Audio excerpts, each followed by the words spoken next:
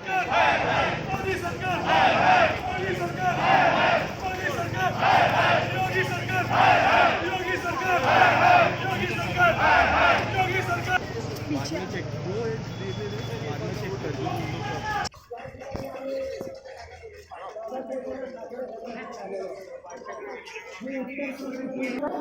पीडित महिलेच्या कुटुंबियांना कोंडून ठेवलं, या सगळ्या गोष्टीचा निषेध करण्यासाठी आज आपण आंदोलन करतो।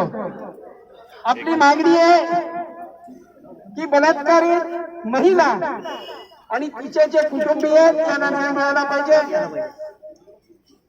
त्या ठिकाणचं असलेलं सरकार, ज्या सरकारने ते सरकार बरखास्त करावं, तिथल्या मुख्यमंत्र्यांनी राजीनामा द्यावा, अशा प्रकारची मागणी करतोय। परमपूज्य बाबासाहेब आंबेडकरांनी या देशाची राज्यघटना घडवली। या राज्यघटनेने सर्वांनाच न्याय देत असताना सर्वसामान्य महिलेला केंद्रबिंदू मानून या देशाची घटना घडली।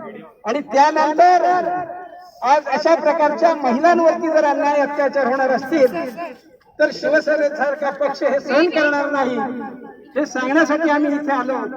आणि बाबासाहेबांना आम्ही साकडे घालतोय की आपण गेल्या 50 वर्षात आपल्या राज्यघटनेने अनेक दुष्टकृत्य करणाऱ्यांना शिक्षा केली।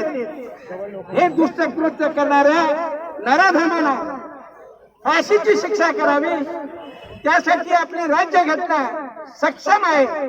मात्र त्याचा उपयोग किंवा त्याचा वापर योग्य प्रकारे तिथले जे सरकार करत नाही ते सरकार रद्द करावं, बरखास्त करावं, अशा प्रकारची आग्रहाची आम्ही मागणी करतोय।